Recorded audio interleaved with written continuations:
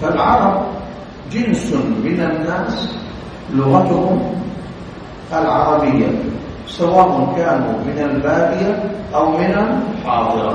এখানে আরব একটা হলো একটা জিন্স যাদের ভাষা হলো আরবি, এদেরকে বেদুইন বলা বা যাযাবর বলা হচ্ছে না। যারা আরবি ভাষার কথা বলে তারা হয়তো শহরের অধিবাসী হতে পারে, আবার বেদুইনও হতে পারে। الأعراب حالة اجتماعية. আরব অথবা যাযাবর এটা একটা সামাজিক অবস্থা, এটা ভাষার সাথে সংশ্লিষ্ট না। وهذه الحالة الاجتماعية أن يكون هؤلاء الناس في البادية. আর এদের সামাজিক অবস্থাটা হলো এই লোকেরা বাদি অর্থাৎ মরুভূমিতে বসবাস করে অথবা সামাজিক বন্ধন থেকে দূরে বিচ্ছিন্ন হয়ে বসবাস করে। فيكثر فيهم الجهل والجفا. এদের ভিতরে অজ্ঞতা এবং রূঢ়তা বেশি প্রকাশিত হয়। لذلك قال الله تعالى الأعراب أشد كفرا ونفاقا وأجدروا أن لا يعلموا حدود ما أنزل الله على رسوله. وقال بعد ذلك ومن الأعراب من يؤمن بالله واليوم الآخر ويتخذ ما ينفق قربات عند الله وصلوات الرسول ألا إنها قربة لهم. فالله عز وجل لم يذم جميع الأعراب، وإنما ذكر أن الأصل في الأعراب أهل البادية الجهل والجفاء، لكن منهم المؤمنون فلا يذم الأعراب ولا يمدحون، لكن الغالب عليهم ما هو الذم، الغالب الذم. نعم. যারা আরব, যারা বেদুইন, যারা যাযাবর, এদের ভিতরে অজ্ঞতা এবং রূঢ়তা বেশি পরিলক্ষিত হয়। যেমনটা আল্লাহ সুবহানাহু ওয়া তাআলা পবিত্র কোরআনে বলেছেন যে যারা বেদুইন, যারা যাযাবর, তাদের ভিতরে নিফাকি এবং কুফরিটা বেশি পরিলক্ষিত হয়। তারা শরীয়তের বিধানগুলি বেশিভাবে ভালোভাবে আয়ত্ত করতে পারে না। তবে এর অর্থ এটা নয় যে যারা যাযাবর হবে, যারা বেদুইন হবে, তারা সকলেই কাফের, বিষয়টা এরকম না। বরং আল্লাহ সুবহানাহু ওয়া তাআলা এখানে আবার পরবর্তীতে বলেছেন এদের ভিতরে কিছু আছে ঈমানদার, যারা ঈমান আনে। মোট কথা হলো বেদুইন যারা, তাদের ভিতরে মুমিনও থাকতে পারে আবার বেঈমানও থাকতে পারে। তবে এদের ভিতরে অধিকাংশ হলো তাদের অজ্ঞতা এবং রূঢ় স্বভাবের অধিবাসী হয়। এদেরকে সরাসরি আমভাবে নিন্দাও করা যাবে না, আবার সরাসরি প্রশংসাও করা যাবে না। তবে এদের ভিতরে নিন্দার প্রভাবটাই হলো বেশি, নিন্দার প্রভাবটা এদের ভিতরে বেশি থাকে। وكان الأعرابي في زمن الرسول صلى الله عليه وسلم إذا جاء مهاجرا وبايع نهاه النبي صلى الله عليه وسلم عن الرجوع إلى الأعراب، نهاه عن التعرب بعد الهجرة. نهى النبي صلى الله عليه وسلم عن التعرب بعد الهجرة، وذكر أن ذلك من السبع الموبقات في بعض الروايات، من السبع الموبقات الكبائر والتعرب بعد الهجرة. نعم. রাসূলুল্লাহ সাল্লাল্লাহু আলাইহি ওয়াসাল্লামের যুগে যখন কোনো বেদুইন, যাযাবর, গ্রামের লোক হিজরত করে রাসূলের হাতে এসে বায়াত গ্রহণ করতেন, ইসলাম গ্রহণ করত, তখন রাসূল তাকে পুনরায় বেদুইন হতে, পুনরায় ওই যাযাবরের জীবন গ্রহণ করতে নিষেধ করতেন। অর্থাৎ কোনো বেদুইন, কোনো যাযাবর যখন হিজরত করে রাসূলের দরবারে এসে ইসলাম গ্রহণ করত, বায়াত গ্রহণ করত, তখন তিনি তাকে পুনরায় ওই যাযাবরের জীবনে ফিরে যেতে নিষেধ করতেন। এমনকি বিভিন্ন রিওয়ায়াতে রাসূলুল্লাহ সাল্লাল্লাহু আলাইহি ওয়াসাল্লাম 7টি ধ্বংসাত্মক যেই পাপের বর্ণনা দিয়েছেন, তার মধ্যে একটি হলো ইসলাম গ্রহণ করার পর, হিজরতের পর পুনরায় যাযাবরের জীবন গ্রহণ করা, পুনরায় বেদুইন হয়ে যাওয়া। এটাও কবিরা গুনাহের অন্তর্ভুক্ত, ধ্বংসাত্মক 7টি বড় পাপের অন্তর্ভুক্ত। এই হিজরত করে বেদুইন থেকে আসার পর পুনরায় বেদুইন জীবনে ফিরে যাওয়াটা। تعرفون الحجاج بن يوسف الثقفي المبير التقى بسلمة بن الأكوع رضي الله عنه، سلمة ابن الأكوع، فقال له يا سلمة ارتددت على عقبيك، تعربت بعد الهجرة، تعربت بعد الهجرة. الحجاج كان يعلم أنه لا يجوز التعرب بعد الهجرة، فقال له سلمة: أما إني قد تعرضت بعد استئذان رسول الله صلى الله عليه وسلم بالتعرض بعد الهجرة فأذن لي ولقومي. قوم سلمة الرسول صلى الله عليه وسلم أذن لهم بالتعرض بعد الهجرة، له استثناء خاص. আমরা হাজ্জাজ বিন ইউসুফের নাম শুনেছি। এই হাজ্জাজ বিন ইউসুফ সালামাত ইবনুল আকওয়া রাদিয়াল্লাহু তাআলা আনহুর সাথে একবার সাক্ষাতে কথা বলতেছিলেন। হাজ্জাজ বিন ইউসুফ সালামা বিন আকওয়া রাদিয়াল্লাহু তাআলা আনহুকে লক্ষ্য করে বলেন, তুমি তো মুরতাদ হয়ে গিয়েছো, কেন তুমি ইসলাম গ্রহণ করার পর পুনরায় আবার বেদুইন জীবন গ্রহণ করেছো, যাযাবরী জীবন গ্রহণ করেছো? তখন অর্থাৎ হাজ্জাজ বিন ইউসুফরা জানতো যে বাদী অর্থাৎ গ্রাম্য আরবি লোকেরা যখন ইসলাম গ্রহণ করে তাদের জন্য পুনরায় বেদুইন হওয়াটা এটা নিষেধ। তখন সালামা বিন আকওয়া রাদিয়াল্লাহু তাআলা বললেন যে আমি ইসলাম গ্রহণ করার পর পুনরায় বেদুইনি জীবন গ্রহণ করেছি রাসূলের অনুমতি সাপেক্ষে। অর্থাৎ রাসূলুল্লাহ সাল্লাল্লাহু আলাইহি সাল্লাম আমাকে এবং আমার কওমের লোকদেরকে অনুমতি দিয়েছিলেন আমি যেন আবার পুনরায় গ্রামে বা এই মরুভূমির জীবনে জীবনযাপন করতে পারি। অর্থাৎ এটা হলো ইস্তিসনা। এখানে রাসূল সাল্লাল্লাহু আলাইহি ওয়াসাল্লাম বিশেষভাবে যে সাহাবী অনুমতি দিয়েছেন এটা তার সাথে খাস আমভাবে বিধান হলো কোন বেদুইন যদি ইসলাম গ্রহণ করে তার পুনরায় বেদুইনি জীবন গ্রহণ করা জায়েজ নেই। لو سألتكم سؤالا: لماذا من بدا جفا؟ ولماذا جعل النبي صلى الله عليه وسلم التعرض من الكبائر؟ ما هو الأمر الذي نراه مشتركا في قضية الأعراض والتعرض بعد الهجرة وهذه الأمور؟ من يعرف ما هو الأمر الجامع بينها؟ نعم ما شاء الله، لأن فيها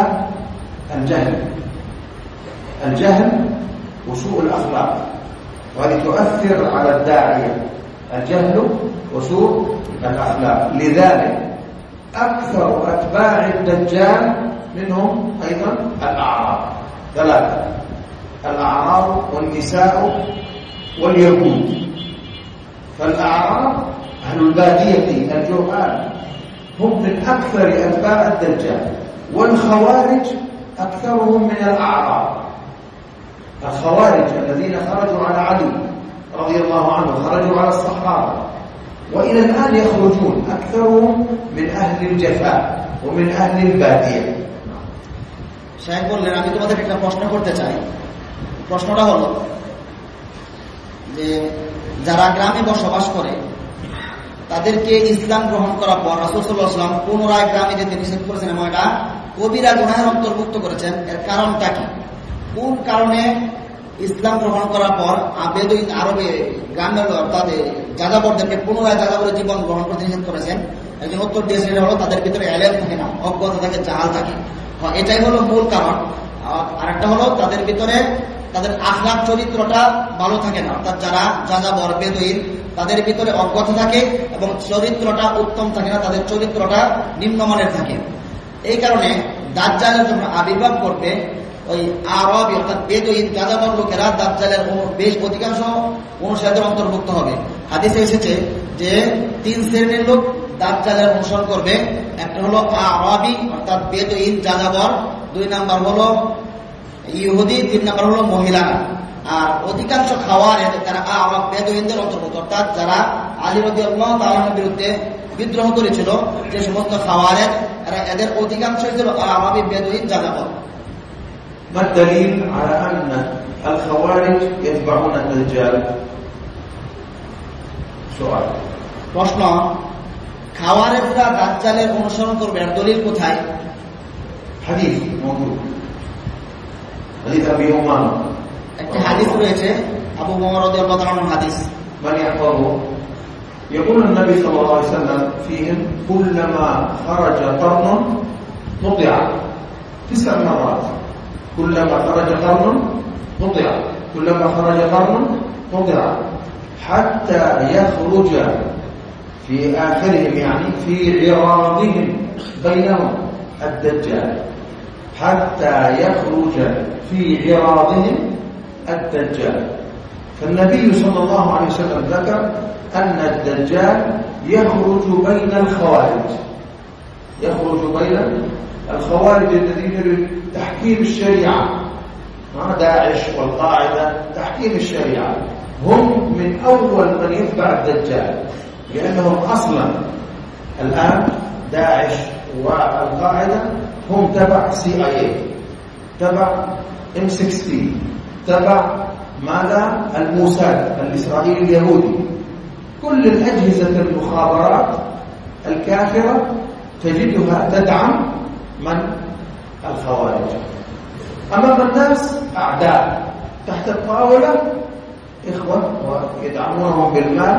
وأنا عندي قصص كثيرة ثابتة من دعم هؤلاء الكفار لهؤلاء الخوارج.